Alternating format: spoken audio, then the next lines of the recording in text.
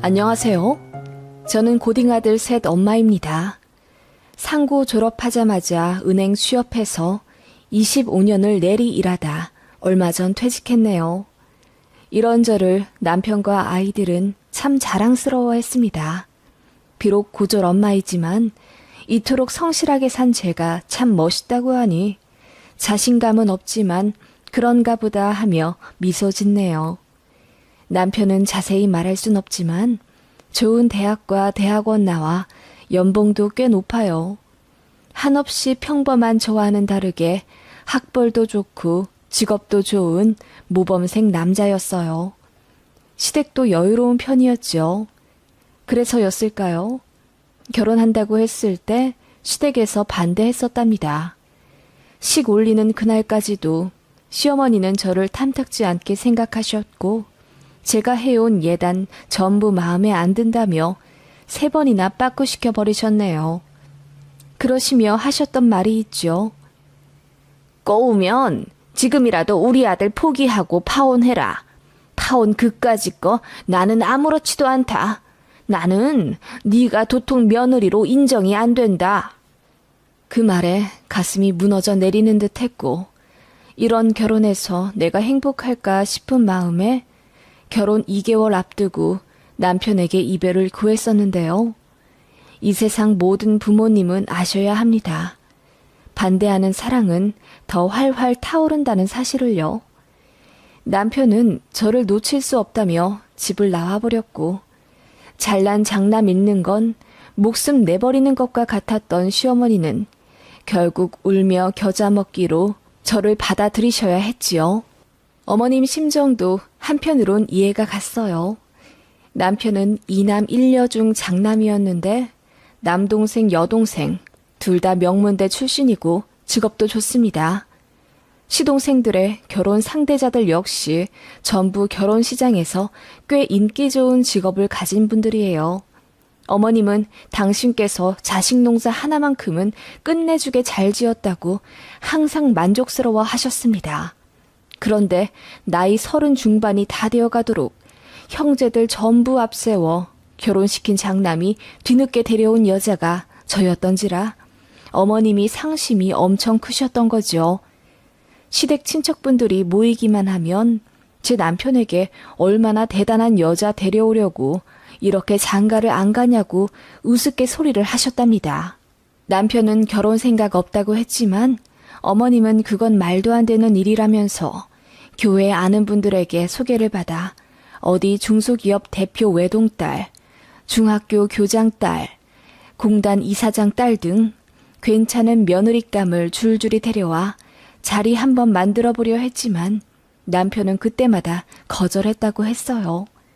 남편은 사실 20대부터 8년이나 만난 여자가 있었는데 전 여친의 양다리 사건으로 여자에 대한 신뢰가 무너진 상태였다고 해요.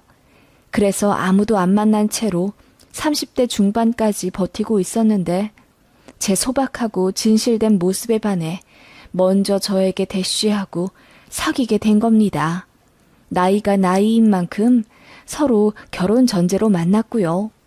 남편은 워낙 과묵한 편이라 집에 연애한다는 사실도 말하지 않았어요. 저에게 프로포즈하고 저희 부모님께 찾아와 인사까지 한 후에 본인 집에 결혼할 여자 있다고 오픈했습니다. 첫 인사 자리에서부터 저는 시어머니께 된통 무시를 받아야 했습니다. 은행원이라는 직업은 나쁘지 않으나 제가 고졸이라는 사실에 크게 경악하셨어요. 하다못해 전문대도 안 나왔단 말이냐? 네, 제가 상고를 졸업한 후에 바로 취업을 한 거라서요. 하지만 상우 씨가 저 결혼하고 나서도 학업에 뜻이 있으면 대학교 가라고 했어요. 학사 딸 수 있게 도와준다고. 결혼하고 나서 뭔 공부야? 결혼하고 나서는 남편 뒷바라지나 해줘야지. 그리고 우리 아들 돈으로 학사 따서 뭐 하게? 그 다음은 대학원이라도 가게? 언감생심 꿈도 꾸지 마라. 고졸은 영원한 고졸이다. 어머님은 그렇게 제 학벌에 굉장히 예민해 하셨습니다. 아버님도 탐탁치 않은 듯 인사자리에서 물만 들이키셨고요. 다행히 어머님처럼 폭언은 안 하셨네요. 그 인사자리에서 남편이 큰 소리로 저 없었으면 아무도 안 만나고 독거 노인으로 늙어 죽을 운명이었다며 그깟 학벌이 뭐고 직업이 뭐라고 이렇게 아들이 데려온 신부감을 무시하냐고 어머님께 화를 냈어요.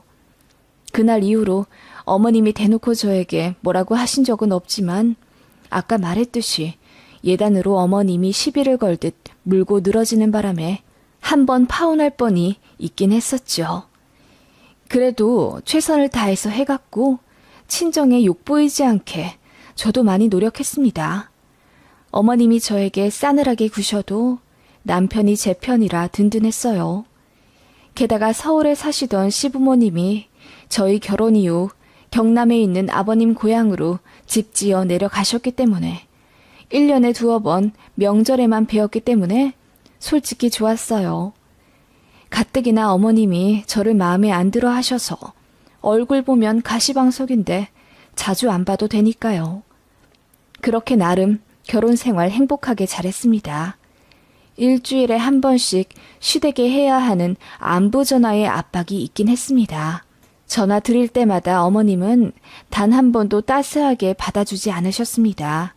왜, 뭐, 라는 퉁명스런 말로 시작하셨고 날이 춥다, 날이 덥다 등의 기본적인 제 안부에도 비꼬듯 여름이니까 덥지, 겨울이니까 춥지 라고 하셨습니다. 어디 편찮으신 데는 없냐고 여쭈으면 내가 아팠으면 좋겠냐? 라고 하셔서 참 당황스러웠어요.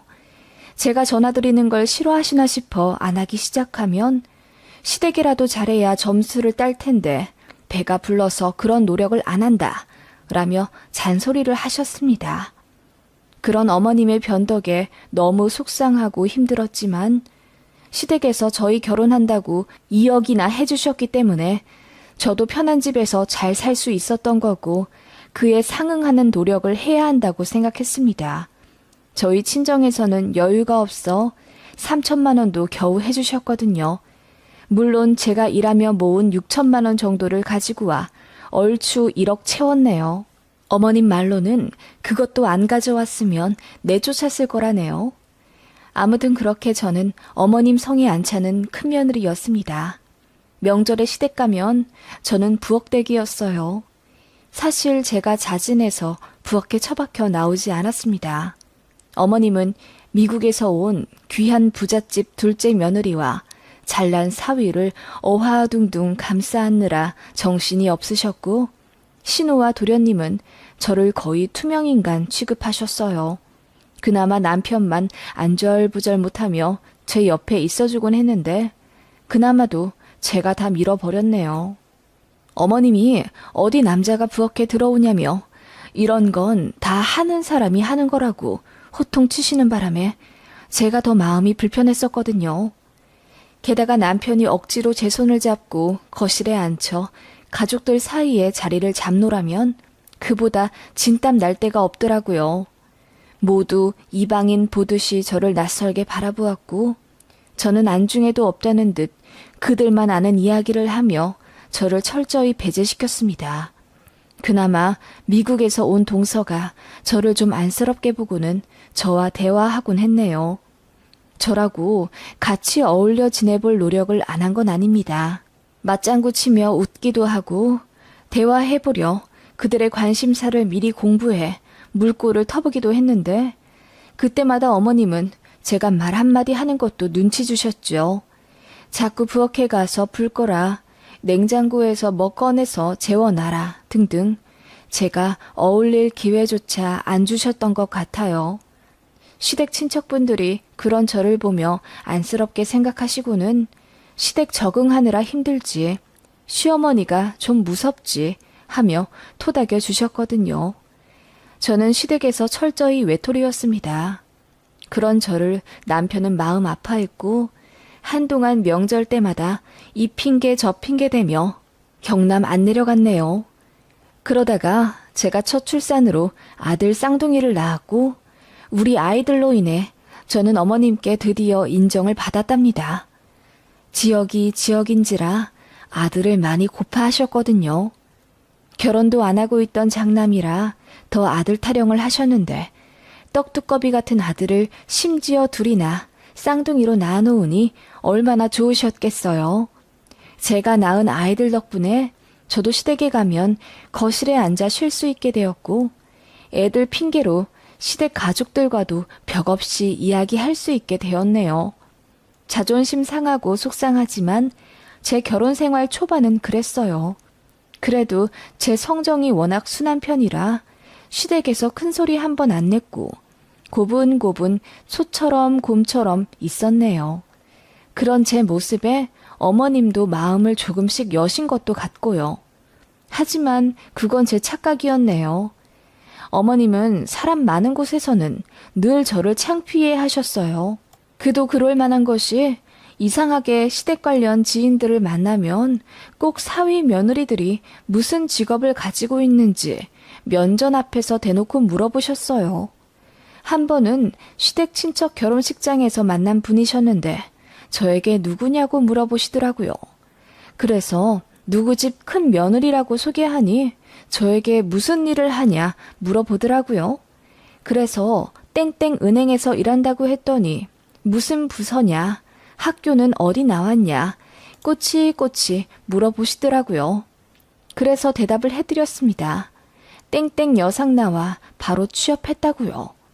그랬더니 그분의 표정이 잠시 묘해지더니 인사도 않고 사라지시더군요. 한참 후에 시어머니가 화가 난 듯 저를 낚아채듯 구석으로 밀고 가. 너 서산 아주머니께 뭐라고 했어? 라고 다그쳐 물으시더군요. 그래서 직업이랑 학교 이런저런 거 물어보시길래 대답해드렸더니 그냥 가셨다고 했죠. 그랬더니 어머님 얼굴이 불그락 푸르락 해지더니 왜 고졸인 거 사실대로 이야기했냐며 등짝을 때리셨어요.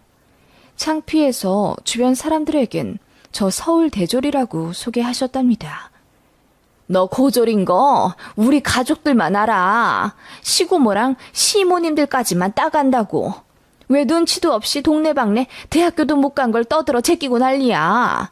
너 때문에 나만 우스운 꼴 됐다. 어머님은 그렇게 예식장 한 구석에서 난리를 치셨고 속상해서 밥도 안 먹고 내려가겠다며 쌩하니 댁에 가셨습니다. 저는 너무 놀랍고 수치스러워 집에 오는 차 안에서 펑펑 울었고요. 제가 잘난 사람이 아닌 건 사실이었고 어머님의 성에 차지하는 걸 뭐 어쩌겠습니까. 그렇게 저는 시댁에서 이름 없는 무술이었지만 우울해하지 않으려 애썼어요. 그치만 결국 시댁과 손절하게 되는 날이 왔네요. 그날은 추석 연휴였습니다. 그때 남편은 연휴에 출근이 잡혀 있었지만 어머님이 우리 아들들이 너무 보고 싶다며 저 혼자서라도 시댁에 내려오라 성하셨습니다. 시골 가서 잠자리 잡고 메뚜기 잡을 생각에 들떠있는 사내 아이들을 보며 어쩔 수 없이 짐을 쌌고 저 혼자 새벽부터 운전해 시댁에 내려갔죠. 언제부턴가 미국 도련님네는 일을 핑계로 한국에 오지 않으셨고 얼굴 본 지도 몇 년 되었어요. 그래서 늘 시누이네와 조우하곤 했죠. 그때도 신혼의 가족들이랑만 시끌벅적하게 계시더라고요. 도착하자마자 애들 풀어놀게 하고 저는 7시간의 장거리 운전에 너무 피곤해 인사 후 잠깐 앉아 쉬고 있었습니다. 그랬더니 어머님이 저를 흘겨보시며 아들 셋 낳았다고 이제 처나가 만만해? 예전에는 쇼파가 뭐야? 거실에 오지도 못하더니 라고 농담처럼 말씀하시더군요. 그 말에 저는 황당은 했지만 며칠 묵을 생각에 분위기 망치기 싫어. 어머니, 결혼한 지 이제 10년이 다 되어가는데 저도 시댁 편해질만 하죠. 제가 시댁을 불편하게 생각했으면 좋으시겠어요? 라고 하며 웃었더니 어머님이 신우를 보며 쟤 능청스러워진 것 좀 봐라. 예전에는 내 말에 찍소리도 못하고 조용히 있더만. 이라고 하시더군요. 한동안 안 그러시더니 이번엔 당신 아들 없다고 또 갈굼짓이 시작되신 거였어요.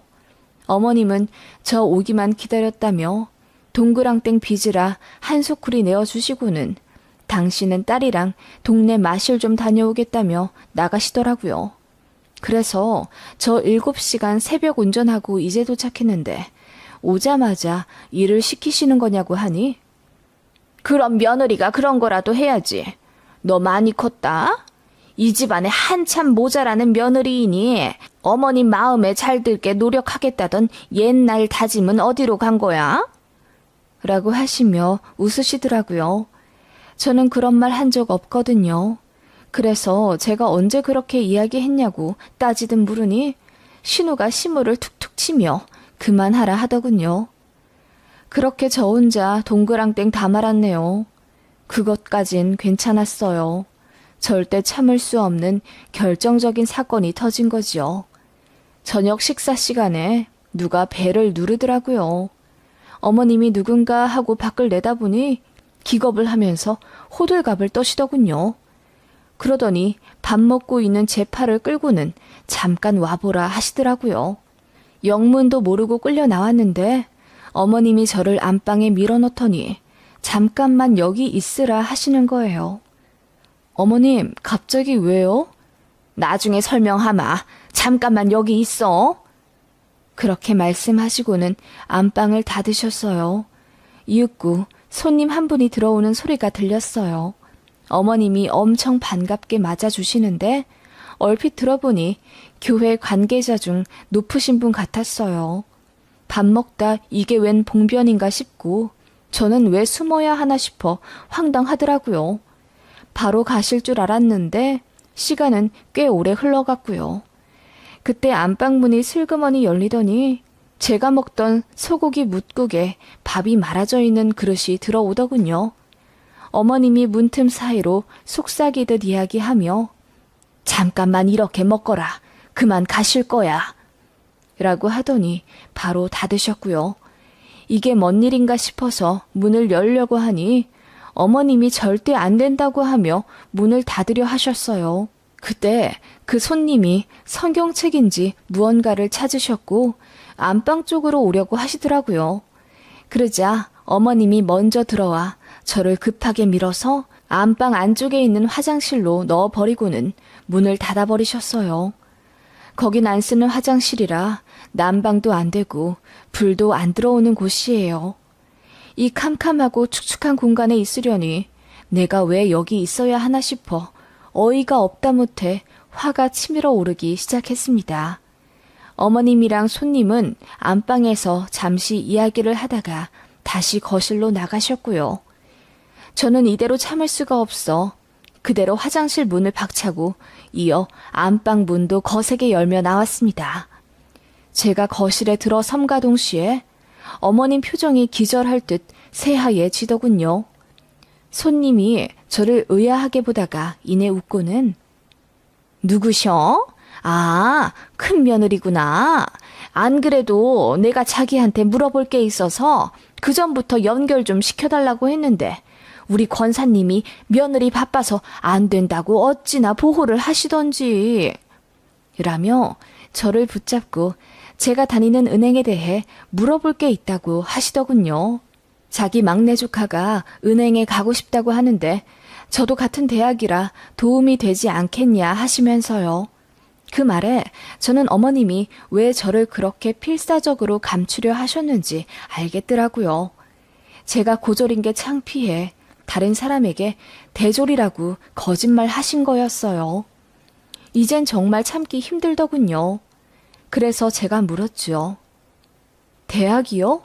조카분이 어느 대학교 나오셨는데요? 땡땡 대학교야. 우리 큰며느님도 거기 경영학과 나왔다면서? 어머, 아니에요. 저 고졸이에요. 어머님이 저 고졸 창피하다고 하시더니 또 거짓말 하셨나 봐요. 그 전부터 사람들한테 자꾸 대졸이라고.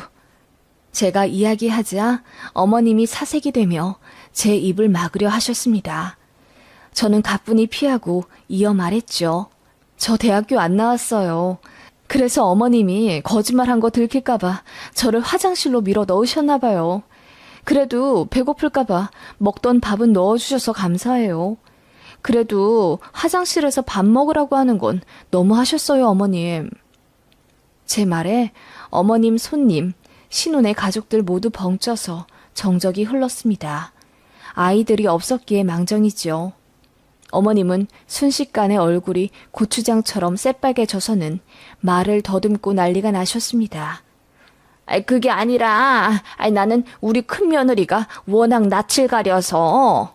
낯을 가리다뇨. 어머님 저 꽤 활발한 거 모르셨어요? 시댁에서만 무수리처럼 아무 말 못하고 살았지 밖에서는 그래도 인정도 받고 사람들한테 인기도 많아요. 제 말에 어머님은 식은땀이 나시는 듯 연신 부채질을 하셨고 어머님 손님은 다 알았다는 듯이 고개를 끄덕이다가 언짢은 표정으로 나가신다 하셨어요. 그 모습에 어머님이 사색이 되며 잠깐 이야기 좀 하자고 말렸지만 손님분은 고졸이 뭐가 어떻다고 저렇게 훌륭한 며느리를 감추고 난리야.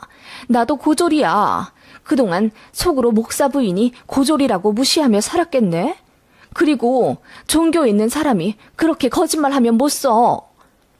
라며 화를 내곤 나가셨어요. 어머님이 버선발로 쫓아가셨지만 소용없는 듯 했고요. 그렇게 어머님은 터덜터덜 돌아오시더니 세상 다 잃은 표정으로 이제 교회 못 나가게 생겼다며 우시더라고요. 그리고는 저더러 눈치가 없다며 타박하시길래 제가 그대로 일어나 말했습니다. 아직도 눈치 없으신 건 어머님이세요. 고졸 며느리가 그렇게 싫으시면 시댁 내려오라고 하지도 마셨어야죠. 왜 저 혼자라도 내려와 일하라고 다그치셨어요? 제가 안 왔으면 이런 일도 없었을 텐데요. 저는 그렇게 이야기하며 어머님이 화장실에 밀어넣은 소고기 묵국을 그대로 싱크대에 던져버리듯 부어버렸습니다. 모두가 얼음처럼 굳어 저만 볼 때 애들과 짐을 챙기고 그대로 집에 갈 준비를 했습니다.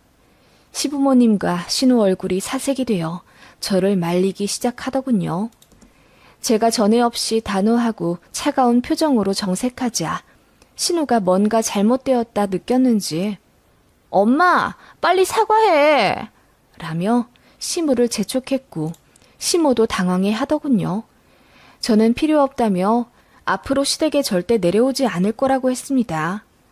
그렇게 서울 올라와 남편분이 참았던 눈물이 비 오듯 흘러내리더군요. 남편은 모든 사실 알고는 세상 침통한 표정으로 가족 중에서 가장 모질이는 본인이라며 자책했어요.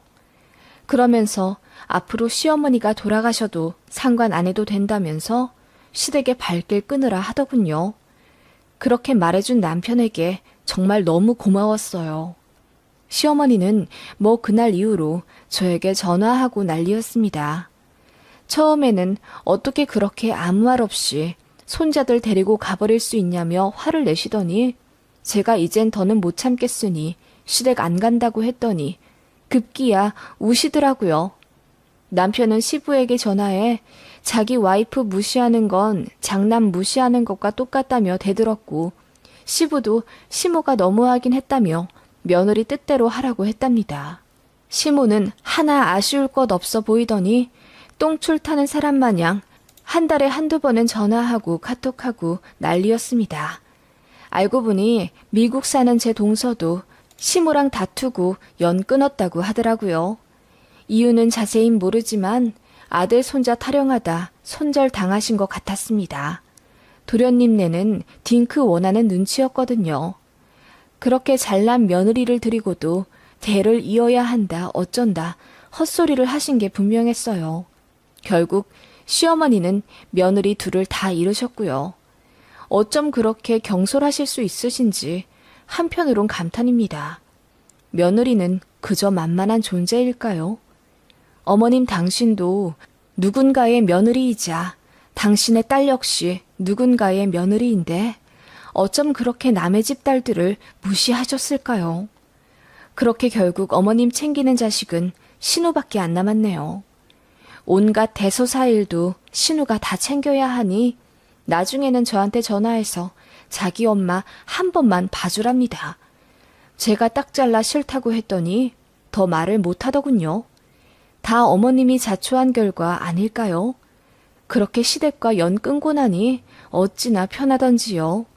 평생 저를 괴롭히던 위험도 싹 나았고 명절마다 여행 다니니 주변에서 저를 엄청 부러워합니다.